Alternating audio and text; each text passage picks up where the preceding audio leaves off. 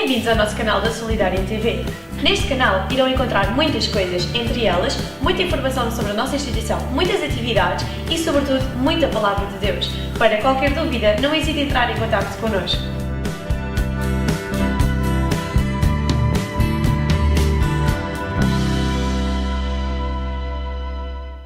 E eu queria, antes de entrarmos, diferenciar aquilo que quase sempre nós confundimos, que é o conhecimento, a inteligência e a sabedoria. Porque na palavra de Deus, muitas das vezes, é apresentada a sabedoria como inteligência, mas são traduções, muitas das vezes, que não estão bem corretas ao aramaico, porque estão um bocadinho fora do contexto.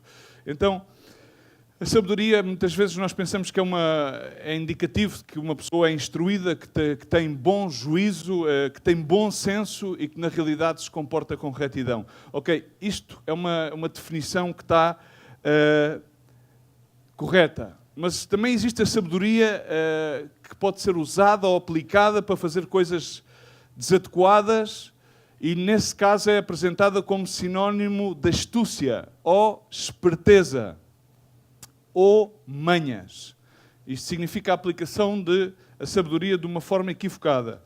Tem origem do latim, etc. E existe a sabedoria de Deus, que é aquilo que nós falamos e aquilo que estamos aqui a falar, que é apresentada.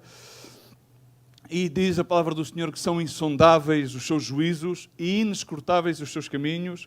A Bíblia apresenta como o homem mais sábio o rei Salomão, homem que, desde jovem, quando herdou a comissão de construir o templo para o Senhor de seu pai David, a única coisa que pediu a Deus foi sabedoria, e Deus deu-lhe sabedoria e muitas riquezas, até ao momento que foi halagado pela a rainha de Sabá, que veio a presentear, porque ela ouvia falar da grande sabedoria que tinha Salomão, e a partir daí diz que Salomão, ao ser cortejado por a rainha de Sabá e muitas outras mulheres, ele foi entregue à concupiscência da sua carne, que foi andar com muitas mulheres e levantou ídolos. Então este homem teve um culminar, por assim dizer, um culminar da montanha e depois a seguir começou a vir por aí abaixo. Apesar de que seja considerado e na realidade presenteou-nos com o livro dos Provérbios e com o livro de Eclesiastés, um livro um bocado filosófico de uma pessoa que tinha alcançado o cume e depois a seguir por aí abaixo veio-se, reconhecendo que vaidade, todas as coisas são vaidade, mas o livro dos Provérbios é um livro de grande riqueza. Um livro de grande riqueza que qualquer pessoa, quando lê pouca Bíblia, pelo menos que leia Provérbios e Salmos. E depois, posteriormente, pode começar a ler, então, o Novo Testamento, como conselho, é aquilo que deixaria esta manhã. E a palavra de Deus diz em 9:1, a sabedoria construiu, estou a ler da mensagem, neste caso, vou ler três versões diferentes. A sabedoria construiu e decorou a sua casa, que é sustentada por 7 vigas bem talhadas. Na Almeida Revista Corrigida diz: a sabedoria já edificou a sua casa. Neste caso, a tradução está exatamente correta, porque faz alusão àquilo que é a parte da criação que já se consumou, tudo aquilo que irá posteriormente passar em Jesus Cristo. Porque desde Gênesis a Apocalipse, a palavra de Deus começa sempre e diz que aquilo que antes foi, depois será. Nada mais, nada menos que o Antigo Testamento são espelhismos daquilo que acontecerá no Novo Testamento e se manifestará em Jesus Cristo. Diz que a sabedoria já edificou a casa e já lavrou as suas 7 colunas. As suas 7 colunas. E esta mensagem é baseada, e o título é As 7 colunas da sabedoria. Para isso temos que saber diferenciar o conhecimento e a informação da sabedoria. Primeiro, a sabedoria difere do conhecimento. Em muitos, porquê? Porque uma pessoa adquire conhecimento através de obter informação. Todos são utilizados muitas das vezes em certos e determinados aspectos de explicar, ou inclusive em textos com o mesmo sentido, mas são completamente diferentes. As informações são os dados que nós recebemos, que adquirimos através do nosso conhecimento. E a inteligência é o intelecto que processa o conhecimento dessa informação e dá-o à prática, que por sua vez a soma destas coisas pode dar em sabedoria ou não, porque a sabedoria está subjugada aos valores éticos e morais do ser humano.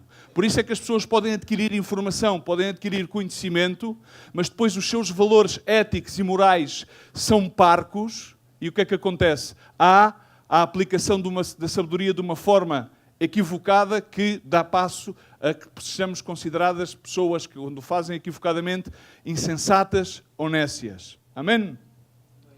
De uma forma simples, para resumir isto tudo, é assim, todo o ser humano tem um intelecto. O intelecto é aquilo que nos possibilita processar a informação que é considerado o conhecimento que adquirimos. Ok? A sabedoria é a faculdade que nos possibilita a aplicação da inteligência com o conhecimento, que pode ser bem feito ou mal feito. Significa, quando nós nos referimos à sabedoria, quase sempre temos a tendência a cometer o erro que a sabedoria é conhecimento, e a sabedoria não é conhecimento. Quando nós adquirimos as coisas, informação, adquirimos conhecimento, mas se aplicamos esse conhecimento de forma equivocada, então não temos sabedoria. Por exemplo, um exemplo muito simples. Todos os maços de tabaco dizem o tabaco mata. Dá uma informação, não é? A pessoa agarra no maço de tabaco e lê lá, tabaco mata.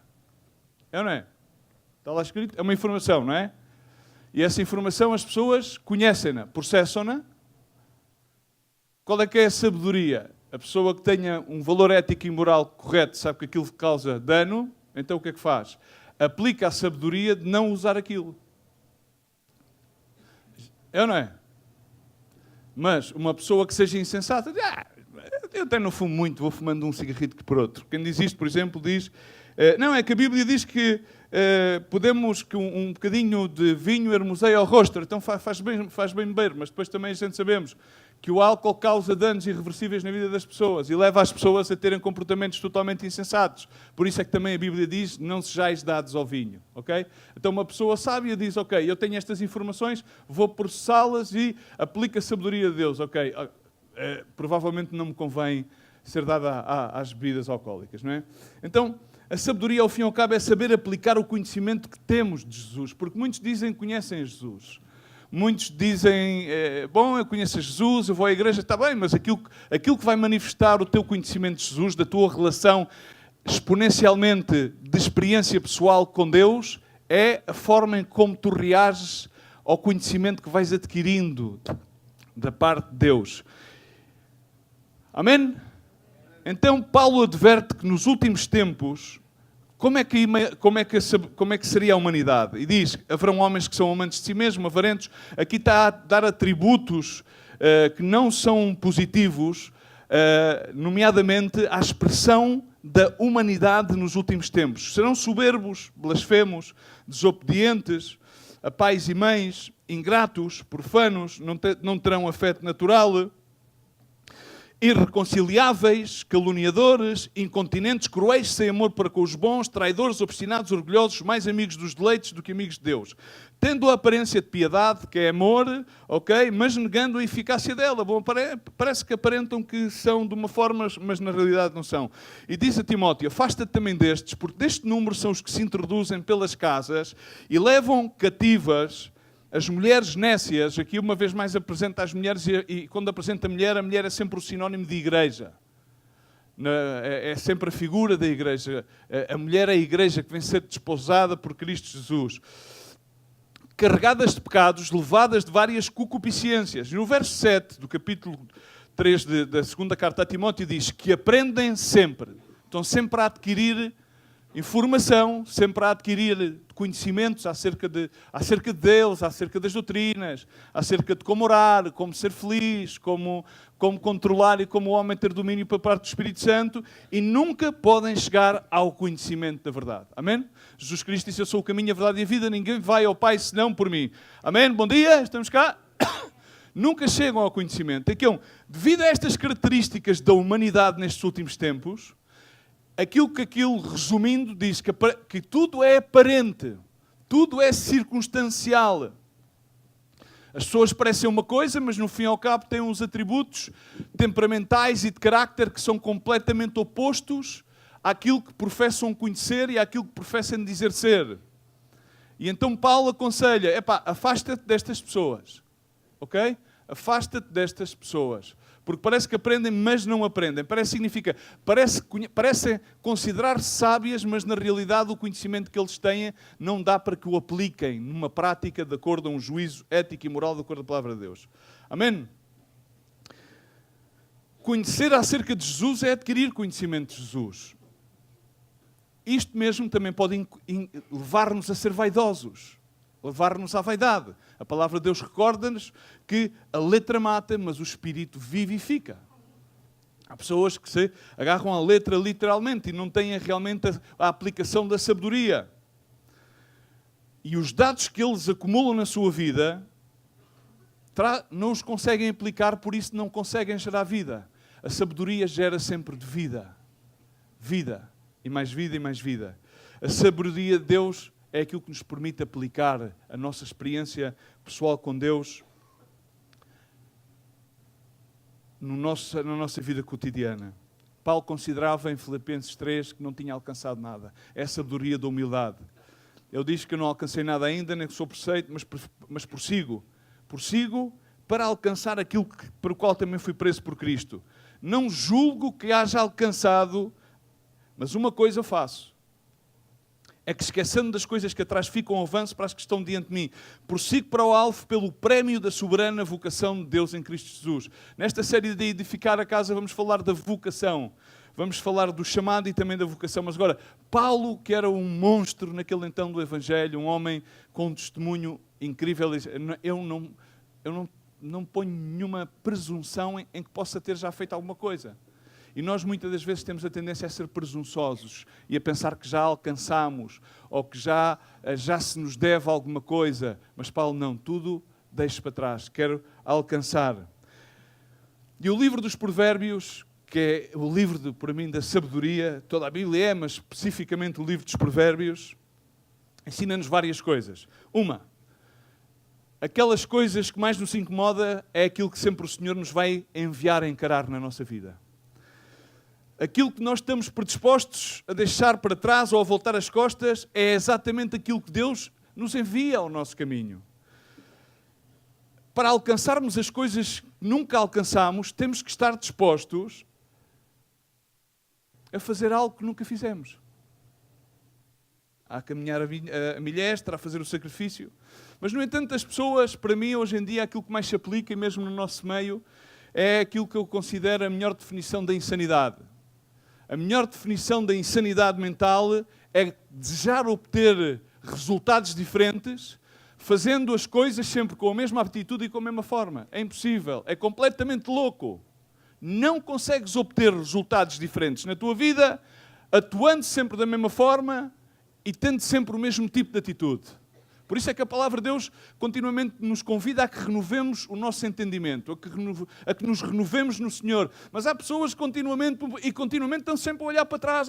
Os tempos de atrás. E a palavra de Deus diz-nos, das coisas que deixaste de trás, tal coisa não falarás com sabedoria. Eis aqui que eu faço uma coisa nova. Outra coisa que as pessoas não conseguem entender, e isto está no livro dos Provérbios e está transcrito exatamente estas 7 colunas também das quais vamos falar, no Sermão das Bem-aventuranças, que está transcrito em Mateus 5, 6 e 7. É que tu, dando aos demais aquilo que eles não podem encontrar em nenhum outro lado, eles sempre voltarão a ti. Mas para isso tens que lhes dar aquilo que eles não vão encontrar em nenhum outro lado. E essa é a vida de Jesus Cristo. Quando tu vivencias a Cristo e transmites a um Cristo vivo, as pessoas não voltarão a nenhum outro lado senão a ti. Os vencedores, toda a gente diz, não sou mais quem é que diz sou mais vencedor? Mais que vencedor. Diz, é ou não é? Agora vamos ver aqui uma coisa. Os vencedores são as pessoas que estão dispostas a fazer coisas que detestam para ganhar algo que amam. Amas a Jesus Cristo? Então é sábio que faças coisas que detestas para poderes ganhar a Jesus Cristo. Não te são agradáveis, mas é absolutamente sábio fazê-lo. Agora, temos que entender outra coisa também que está implícito continuamente no livro dos Provérbios e implícito na Bíblia. Deus nunca consulta o nosso passado para determinar o nosso futuro. A única coisa que Ele nos pede é que nos arrependamos, que produzamos frutos dignos de arrependimento. As pessoas desejam alcançar poder. Sabes o que é o poder? Poder é a habilidade. É termos a habilidade na nossa vida de deixar para trás algo que nós desejamos. As pessoas desejam muitas coisas e depois dizem, não, o Senhor disse a palavra de Deus que Ele me concederá todas as petições do teu coração. Sim, quando tu estás no Senhor, porque é que Ele te concede todas as petições do teu coração? Porque já não são coisas que tu desejas, mas é o Espírito Santo que põe o desejo de Deus no teu coração. Então Ele dará tudo, porque são tudo desejos de acordo ao coração de Deus. Mas temos de deixar para trás aquilo que desejamos para proteger algo que amamos. Se amamos a Jesus Cristo, se amamos a mensagem do Evangelho, é sábio deixar os nossos desejos para trás para proteger aquilo que amamos, o depósito, aquele fiel depósito que o Senhor colocou na minha vida. Agora, há outra coisa que muitas vezes nós nos esquecemos, que também está implícito em todo o livro dos Provérbios, é que os homens determinam acerca dos seus hábitos. Não é Deus que determina os nossos hábitos, somos nós que determinamos os nossos hábitos. E os nossos hábitos determinam o nosso futuro. Estamos cá? Assim que não culpes a Deus. Os teus hábitos. Se tu tens um hábito de tomar, por exemplo, pastilhas antidepressivas, vais ser uma pessoa depressiva, melancólica e amargurada. Porque foi um hábito que tu adquiriste. Se tu és uma pessoa dada a continuamente a criticar, a murmurar, outra vez mais, é um hábito ao qual tu determinas. Deus não determina, és tu que determinas. Se tu és dado, por exemplo, a comer de uma forma má, pois vais ter problemas de saúde, porque são maus hábitos. Se tu és dado a beber bebidas alcoólicas continuamente, esse hábito vai-te levar a ter consequências, vão determinar o teu futuro, a ter menos dias de vida. Se tu és dado a falar coisas que não são boas, não são edificantes, diz a palavra de Deus que o poder da vida e da morte está nas palavras, então infundirás morte à tua própria vida e também contaminarás todos aqueles que estão ao teu redor. Estamos? Os teus hábitos crias-os tu, e os hábitos que tu crias determinam o teu futuro. Se não culpes os outros que estão à tua volta, e muito menos não culpes a Deus. Há pessoas que estão sempre a tentar corrigir coisas. Tu não podes corrigir nunca na tua vida coisa que tu não estiveste disposto a confrontar. Para corrigir, tens de confrontar. E isso vê-se também quando nós aplicamos a palavra de Deus e aplicamos a autoridade de Deus. Nós não podemos corrigir nada que não confrontemos. É impossível. Agora termino com outra coisa que é muito importante, é que os derrotados, há muitos derrotados que pensam que são vencedores. Qual é que é a grande diferença? É que os derrotados focam-se nas suas aflições, nos seus fracassos e na sua situação. Agora, os vencedores, apesar dos fracassos, apesar das aflições, apesar da sua circunstância pessoal, têm o seu foco na meta, sabendo que é necessário que, através de muitas aflições e provações, se aperfeiçoem para herdar o reino de Deus. É a grande diferença. Porque o vencedor também passa por situações e por circunstâncias e por aflições e provações. A grande diferença do derrotado é que o derrotado bloqueia-se, fixa-se, queixa, murmura e não sai dali. E o vencedor, esta é a situação, esta é a aflição, mas os meus olhos estão postos ali, porque aquele que me prometeu, o meu Deus, a sua palavra, a sua graça, tem mais poder e tem mais valia do que qualquer das circunstâncias que eu estou a passar. E se estou a passar estas circunstâncias, então tudo isto vai operar para bem, tudo isto vai ser manifesta a glória de Deus. Amém? E a palavra de Deus diz em Provérbios, bem-aventurado o homem que acha a sabedoria e o homem que adquire conhecimento, porque melhor é a sua mercadoria que a mercadoria da prata, da renda, que o ouro mais fino. Mais preciosa é que os rubis e tudo o que podes desejar não se pode comparar a ela. Quando tu encontras a sabedoria, não há nada que se possa comparar a ela. Os seus caminhos são caminhos de delícia e todas as suas veredas são paz. É árvore de vida para aqueles que a seguram e bem-aventurados são todos os que as retêm. Amém? A sabedoria é a manifestação, é a revelação de Jesus Cristo personificado nas nossas atitudes. Diz que encontra a sabedoria, encontra vida, encontra riquezas, encontra honra. E os seus caminhos são caminhos deliciosos. E as suas veredas são veredas de paz. Amém? Agora entendamos uma coisa. Todos nós estamos a construir uma casa. A palavra de Deus chama-nos em 1 Pedro capítulo 5 o real sacerdócio e nação santa. Que somos um real nação, somos a casa de Deus a ser construída. Compara-nos com pedras vivas. Agora, nós estamos a construir uma casa que se chama vida. E há aqui umas prerrogativas que tu tens que ter a consciência. É isto. Tu vais viver na casa em que tu constróis. Bom dia? Tu vais viver na casa em que tu constróis. E tu é que vais viver a tua vida. Ninguém vai viver a tua vida por ti. Bom dia? Grande parte das pessoas pensam que a sua vida, e principalmente aquelas pessoas que vivem numa comunidade como a nossa, é construída pelos outros. Não. Tu constróis a tua casa. Tu vives a tua vida.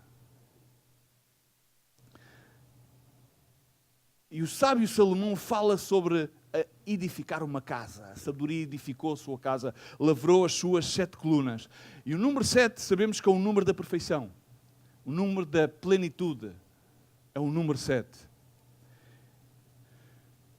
E depois começa a falar acerca da sabedoria. Mas não vamos para já entrar para mais do versículo 1. Mas também Jesus dá-nos uma lição acerca da construção de uma casa. De uma casa chamada vida. E mais uma vez vou recordar-te 4 constantes. Tu constróis uma casa que se chama vida. Só podes construir de uma forma sábia ou então de uma forma nécia. Tu vais viver na casa que tu constróis. Não tens forma de escapar disso. É impossível. E a quarta constante é que a tua casa, chamada vida, vai ser diversas vezes severamente açoitada por tempestades. Ensinou Jesus. No final do Sermão das Bem-aventuranças, no capítulo 7, depois de falar acerca daqueles que nunca conheceu, que diziam que faziam 30 por uma linha, que bautizavam, que expulsavam demónios, que faziam milagres, Jesus fala sobre construir a casa. E diz, versos 24 ao 27, toda a gente conhece esta escritura. Todo aquele pois que escuta estas palavras e as pratica, e as coloca em prática. A sabedoria é colocar em prática aquele conhecimento que recebemos através do nosso intelecto, parte de Deus, e que experimentamos na nossa vida. Ok? E coloca em prática. Assemelhá-lo-ei a um homem prudente que edificou sua casa sobre a rocha. Significa que edificou bem. Edificou com bons materiais. Edificou num local bom. E desceu a chuva, correram os rios, sopraram os ventos, combateu a casa, e a casa não caiu porque estava edificada sobre a rocha. Sabemos que esta rocha é Jesus. São todos os princípios que Ele nos deixa na Sua palavra para que nós os apliquemos à nossa vida. E aquele que ouve estas minhas palavras e não as cumpre, significa não as põe em prática, compará-lo-ei a um homem insensato que edificou a sua casa sobre quê? Sobre areia. Sobre um fundamento que é flácido, que se pode mover. Então diz que desceu a chuva, correram os rios, sopraram os ventos e combateram contra aquela casa, e a casa caiu e grande foi a sua queda, ou ruína, dependendo das versões bíblicas. Agora entendemos uma coisa, nós só vamos saber a qualidade dos materiais que aplicamos na casa da nossa vida no dia da adversidade. No dia da adversidade, tu vais comprovar onde é que estás a edificar e com que materiais edificas. E quando nós aprendemos que a depender da graça de Deus e a edificar a nossa casa de uma forma sábia, com essas 7 colunas e esta sabedoria que é assemelhada a riquezas, ouro, patras, pedras preciosas, que significa os princípios que nos são dados por meio de Jesus Cristo na sua palavra, significa, isto são considerados valores, que são valores fortes, eternos, não são valores que são como a palha, como a madeira e como o feno, conforme Paulo assemelha também algumas expressões e o próprio Jesus Cristo, que vem então o fogo da prova e serão consumidos, mas quando construímos com valores, convicções, no outro dia falava na reunião de líderes em Centro América sobre estar convictos, ter a convicção, ter o valor, valores inamovíveis, valores que determinam aquilo que nós somos, valores que determinam em como nós caminhamos. Isso é ter a convicção que tu és aquilo que Deus diz que tu és e que ainda assim continuas em construção até ao final. E que a boa obra que Ele começou em ti, Ele levará a cabo até aquele dia. E só há 2 espécies de construtores. Ou um que é prudente e constrói sobre a rocha, ou um que é nécio, imprudente e constrói na areia, nas facilidades de pensar que isto é tudo uma maravilha, o Evangelho é só isto e sabe que não vai provado. Há uma alegoria que gostaria-te a deixar, nestes dias inclusive dávamos esta alegoria a um dos nossos filhos, sobre um construtor. Um homem muito rico tinha uma famosa empresa de construção que já tinha mais de 30 e tal anos, o homem já era um homem de idade e decidiu reformar-se. E ele sempre trabalhava com o mesmo empreiteiro. Aquele empreiteiro trabalhava com ele há mais de 30 anos, porque antes dele abrir o negócio já trabalhavam juntos. E então ele disse, olha, eu vou tirar um ano para ir viajar, eu e a minha esposa, depois de 30 anos, praticamente sem nunca passar férias, vamos tirar um ano a viajar pelo mundo. Então aquilo que eu te quero pedir é que tu, por favor, olha, entra em contato com os arquitetos, tens aqui este terreno, um terreno num sítio bom, num planalto alto, uma excelente terra, e quero que tu aqui construas a casa que tu possas imaginar como a melhor casa possível, o melhor desenho, bons materiais, não te vou limitar o orçamento, aquilo que tu queiras construir com os materiais que tu queiras construir, mas algo esplendoroso, algo magnífico. E o homem vai, agarra, chama os arquitetos, começa a fazer o desenho, uma grande casa, piscinas, corte de ténis, jardins, pilares e não sei o que mais. Mas o que é que ele entendeu? Bom, este homem se calhar vai se reformar, vou aqui. E o que é que ele começou a fazer? Começou então a subtrair no orçamento, utilizando materiais, aqueles materiais que não eram visíveis, materiais de mais baixa qualidade e guardando o dinheiro no seu bolso. Passado um ano, a casa bem finalizada, tudo muito bonito, chega então o dono da empresa e reúnem-se e diz, bem, vem mostrar a casa. E o homem vinha feliz, porque vinha ver essa casa que um empreiteiro de confiança dele tinha construído da melhor maneira possível. E claro, uns jardins impressionantes, uma entrada impressionante. Entrou e viu a casa muito bonita.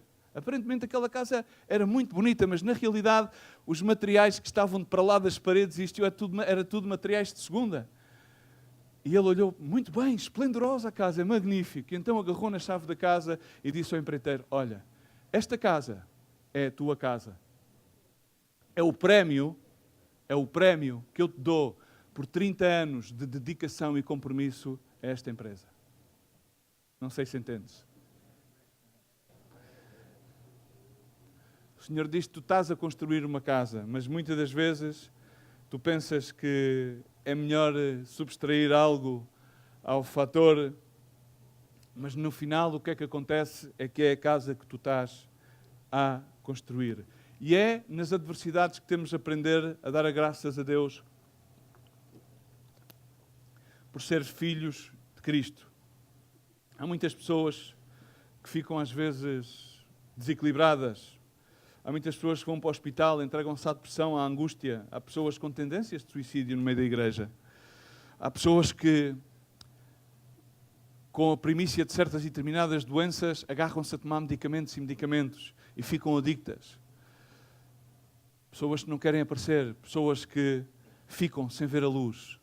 Pessoas que estão, mas não estão. Pessoas que presumem conhecer, mas não conhecem. São crentes, estão no ministério, vão à igreja, mas quando vem a tempestade e o vento, faltam-lhes os materiais bons e muitas das vezes a sua casa é abalada e fica parcialmente arruinada ou muitas vezes totalmente arruinada. Agora eu perguntaria-te que toda a gente deseja ter uma casa construída com sabedoria, que resista às tempestades, que traga felicidade, que traga paz e prosperidade. Quem é que não gosta dessa mensagem? Paz, felicidade e prosperidade. É aquilo que Deus nos tem prometido. Mas para isso temos que edificar bem a nossa casa. A primeira coluna, que é a coluna do temor. O temor do Senhor. É básico. Leio 2 versículos, dizem exatamente a mesma coisa. O temor do Senhor é o princípio da ciência, ou da sabedoria, dependendo das versões bíblicas. E os loucos desprezam a sabedoria e a instrução. Provérbios 9:10. O temor do Senhor é o princípio da sabedoria e a ciência do santo, a prudência. Na versão do King James diz que o temor do Senhor é a chave da sabedoria. Conhecer a divindade, ter conhecimento da divindade, é alcançar o pleno sentido do conhecimento. O que é que tu consideras como o temor do Senhor? Muitas pessoas, quando se fala acerca de temor de Deus, pensam que devem sentir medo. Pensam que têm um Deus que é um Deus que julga. Sim, Ele é juiz, mas é um juiz justo. Não é um juiz humano. Muitas pessoas têm sempre expectação de castigo. Mas temer, o que é que quer dizer temer? Temer é ter respeito, é reverenciar. E a minha questão para ti nesta manhã é: temes ao Senhor? O que é que sai pela tua boca? O que é que está no teu coração? É a única coisa, porque aquilo que brota pela nossa boca sai do nosso coração. Quais são as palavras que saem pela tua boca? Serão palavras de dúvida, palavras de edificação, palavras de consolação, ou serão palavras de escárnio, palavras de julgamento, palavras de murmuração, de queixa? Paulo recorda a Timóteo que ele devia ser um obreiro, e o título aqui deste excerto, do verso 14 ao 15 da 2 Timóteo capítulo 2, é trabalho ou obreiro aprovado por Deus. E diz: traz estas coisas à memória, ordelhando-nos diante do Senhor que não tenham contendas de palavras, para nada aproveitam e são perversão dos ouvintes. As pessoas, mesmo dentro da igreja, contendem com as palavras. Contendem, estão sempre a contender umas com as outras. Por isto, por este assunto, pelo outro assunto.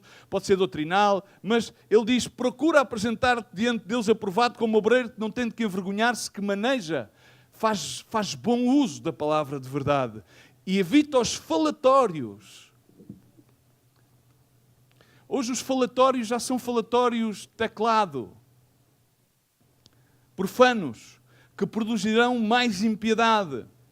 Irmãos, é cada vez mais triste entrar em redes sociais, do qual muitos de nós somos membros, e verem as tremendas, vou utilizar uma expressão guatemalteca, babosadas, borregadas, coisas escritas que só se pode considerar por pessoas descerebradas, pessoas que inclusive quotam certas e determinadas frases e fraseologias tiradas dos aplicativos dos ditos, inclusivamente que doutrinalmente não têm qualquer base para aquilo no qual nós queremos, mas pensam-se com a maior sabedoria do mundo, porque propagam algo que não realmente são.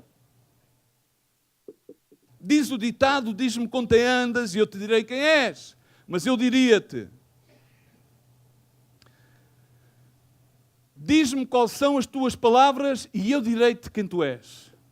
Diz-me sobre o que é que conversas. Diz-me sobre o que é que tu postas. Diz-me aquilo que tu segues e eu direi-te quem tu és. Pergunto uma vez mais, com ousadia: temes ao Senhor? Amas ao Senhor ao ponto de o temer? É a pergunta correta. Porque aquele que ama ao seu Senhor teme ao seu Senhor, tem o seu devido respeito, reverencia. Inclusive, diz a palavra de Deus no livro dos Provérbios: até o nécio, quando se cala, é considerado sábio. O poder da vida e da morte está nas palavras ditas. Se aquilo que tu tens para dizer não vem da palavra de Deus, não vem para consolar, não vem para edificar, não vem para encorajar, então é melhor que estejas calado. Ninguém está interessado na tua verdade. Só há uma verdade, e essa verdade chama-se Jesus Cristo, e toda a soma da sua palavra que apontam e refletem para Jesus, o nosso Senhor. Será perguntar que hoje em dia as nações temem ao Senhor? Acredito que a maioria das vezes que as pessoas e as nações das quais eles são cidadãos adoram a outros deuses. E chama-se-lhe a isto o hedonismo. O hedonismo que está a entrar dentro da igreja. O multiculturalismo. A gente somos multiculturais. A gente somos do melhor que há. Onde na realidade é apenas paganismo. É apenas idolatria. Hoje por hoje as nações permitem que se pratique o aborto. Fala-se sobre a eutanásia e aprovam-se muitas vezes leis a favor da eutanásia. Permite-se e promovem-se leis que são antinaturais.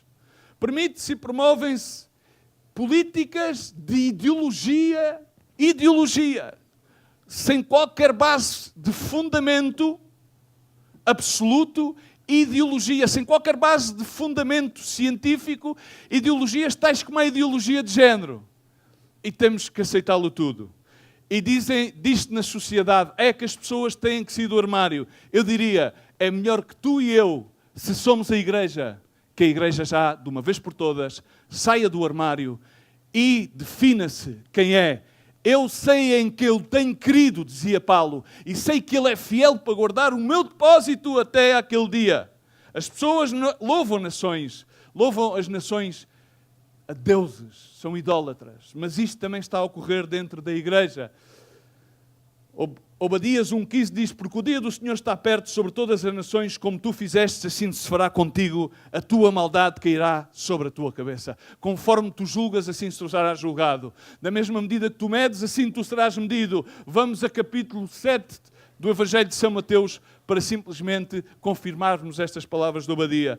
Em 2 Coríntios diz, ora amados, nós temos tais promessas, promessas de vida, vida abundante. Temos promessas de quem adquire a sabedoria, ter honra, ser próspero, ser um ponto de referência, ter caminhos delícias, o Senhor é meu pastor, em delicados pastos me pastoreará. Ainda que ande em vale de sombra e morte, não temerei mal algum. Tremendas promessas. Então diz, purifiquemo-nos de toda a imundícia de carne e de espírito. A imundícia não está lá fora, a imundícia está cá dentro. Está no nosso coração, está no nosso espírito contaminado. Então diz, purifiquemo-nos, aperfeiçoando a santificação no temor de Deus. Amém? Queres amar mais a Deus? Quem quer amar mais a Deus? Queres ter mais intimidade com Deus? Queres ter mais essa fortaleza de Deus? Purifica-te. Purifica-te. Aperfeiçoando na santificação. Lucas 1,50, digo só o segundo pilar esta manhã para terminarmos. Passando ao segundo pilar, diz, e a sua misericórdia é a misericórdia. Diz em Lucas 1,50, é de geração em geração sobre aqueles que o temem. O temor do Senhor é o princípio de sabedoria. O temor do Senhor abre-te portas à misericórdia. Quem teme a Deus alcança a misericórdia. Em Lamentações 3, 22 ao 25 diz, as misericórdias do Senhor são a causa de não sermos consumidos. Amém? São a causa de não sermos consumidos. Amém? Porque as suas misericórdias não têm fim. São novas a cada manhã, grande é a sua fidelidade, a minha porção. O meu comer, o meu viver, o meu respirar é o Senhor, diz a minha alma. Portanto, vou esperar nele, porque bom é o Senhor para aqueles que se atem, para aqueles que se juntem a Ele, para a alma que o busca. Bom é o Senhor para quem? Para quem o busca, para quem se junta a Ele. Em 2 de Samuel 24:14, dizia David em Gade, estou em grande angústia. Porém, caiamos nas mãos do Senhor, porque muitas são as misericórdias, mas não caiamos nas mãos dos homens. Cai na mão do Senhor, porque as mãos do Senhor são misericórdia. Se David faz esta afirmação, é porque Deus é misericordioso, mas os homens não são. Porque ele diz, melhor cair na mão de Deus do que cair na mão dos homens. O mesmo David no Salmo 23:6 diz, certamente a bondade e a misericórdia me seguirão todos os dias da minha vida. Certamente. A bondade, diz comigo, a bondade e a misericórdia. A bondade é aquilo que tu não mereces. Quando Deus tem bondade contigo, tu não a mereces. Quando Deus tem bondade comigo, eu não a mereço. Agora, a misericórdia é aquilo que me poupa daquilo que eu mereço. Bom dia. A bondade, repara bem, para ele diz, certamente a bondade e a misericórdia, podem subir já para cima, os músicos, por favor, para irmos terminando, me seguirão todos os dias. A bondade e a misericórdia. A bondade dá-me aquilo que eu não mereço. A bondade é uma manifestação da graça de Deus. É dar-nos algo que nós definitivamente não merecemos. E a misericórdia poupa-te daquilo que tu mereces, que é o julgamento, que é o estar separado. Mas a misericórdia de Deus manifesta-se e em vez de separar-te, traz-te para perto. Possamos dar esta manhã graças ao Senhor pela sua bondade e pela sua misericórdia. Temos que estar agradecidos a Deus por isso. Mas quando nós não somos misericordiosos, quando vamos perdendo a compaixão com aqueles que sofremos, então era melhor que as igrejas que pratiquem este tipo de conduta que fechem as suas portas. Irmãos, quem é a igreja de Cristo? Quem é a igreja aqui? Não é uma denominação. Nós somos a igreja, somos o seu corpo. Quero dizer-te uma coisa. Termino neste segundo ponto que é essencial, que é a misericórdia. A igreja não é um tribunal para julgar os crentes. E muito menos as pessoas em modo geral. Ninguém tem o direito de julgar a ninguém na obra de Deus. Nem de se meter na vida de ninguém, a não ser que abram as portas. A pedir um conselho, a pedir oração. Mas nós somos chamados a que venha a nós o seu reino e seja feito segundo a sua vontade. Pai, ensina-nos a orar e Ele diz, venha a nós o teu reino, seja feito conforme a tua vontade, assim na terra como no céu. Quando nós começamos a edificar uma casa em base à sabedoria de Deus, uma casa que prevalece nas adversidades, aprendemos misericórdia, porque recebemos misericórdia. Aprendemos a não julgar os outros para que não sejamos julgados. Porque com o mesmo juízo com que julguemos seremos julgados, Mateus 7:1. A palavra grega, misericórdia, significa elmassana e deriva de uma palavra que é elmassanere. Elmassanere significa ser de benefício. Traduzindo isto de uma forma simples, irmãos, todos aqueles que nos consideramos igreja, temos a obrigação a sermos uma força de benefício para esta sociedade. Por isso somos chamados luz e sal. A sermos uma força que promovamos a sanidade. Temos a obrigação de que nós, igreja, sermos um hospital para aqueles que estão enfermos. Ser um lar para aqueles que são forasteiros. Sermos um porto de abrigo para aqueles que estão a passar tempestades da vida. Sermos uma porta de vida, uma porta de ânimo. Nós como igreja não estamos a ver a quem podemos excluir, mas estamos a procurar a quem podemos incluir. Não estamos a procurar a quem podemos rebaixar, mas estamos a ver a quem podemos levantar. Grande parte das pessoas com as suas atitudes estão sempre a tentar rebaixar alguém para afirmar-se a si mesmo. Isso não é ser igreja de Cristo. A misericórdia é uma disposição da alma. A misericórdia projeta um espírito de perdão, não um espírito de acusação. A misericórdia é ter um coração compassivo, é ter um coração como o de Deus, para com aqueles que sofrem, para com aqueles que estão em pecado. Pergunto nesta manhã, és tu misericordioso? Ou o primeiro intuito do teu coração é julgar os demais, é criticar os demais, é murmurar acerca dos demais? Irmão, a misericórdia é muito evidente. As pessoas podem ter muita inteligência, podem ter muito conhecimento, podem levar a cabo muitas tarefas, mas a misericórdia evidencia-se por em cima de todos os dons, porque a misericórdia é uma manifestação dos frutos do Espírito Santo de Deus. É como uma queda d'água que brita sobre os penhascos e brota de um coração, que é o coração de Deus. A misericórdia está sempre à procura da melhor forma de restaurar outras pessoas. A melhor forma para chamar os perdidos ao arrependimento. Os misericordiosos são lentos para julgar. Os religiosos são rápidos para julgar e condenar. A palavra de Deus ensina-nos que a ira do homem não opera a justiça de Deus. A palavra de Deus ensina-nos isto, sabendo, irmãos, que todo homem seja pronto para ouvir, tardio para falar e tardio para se irar. Porque a sua ira não. Agora a pergunta é, és tu misericordioso? Ou és um tiranozinho, um tiranossauro rex bíblico, que aquilo que fazes é com as tuas palavras condenar e atar a todos aqueles que tu não podes controlar? Pensa bem. Pensa bem. Termino com esta história. Um pastor. Era um pastor. Não sei que pastor é que ele era. Esse pastor precisou engraxar os seus sapatos. Parou na rua e estava um pequeno jovem com uma caixa que engraxava sapatos. E pediu para lhe engraxar os sapatos. Já levava algum tempo que o jovem estava ali a puxar-lhe brilho, o homem estava ali, depois iria para alguma reunião eclesiástica da junta de pastores, ou com os diáconos, ou com aquilo que fosse. quando olha para baixo e viu que, afinal, os sapatos ainda não estavam engraxados, estavam baços, não tinham brilho, e começou, de uma forma mordaz, como a questionar: então, ainda não fizeste isso, pá, então, mas isto é o quê, pá? Então, mas eu vou-te pagar para quê? Para sair daqui com os sapatos assim, já vamos aqui tanto tempo. Só depois de saírem aquelas palavras totalmente mordazes, é que ele reparou que aquele rapaz estava a chorar. Ele chorava e soluçava.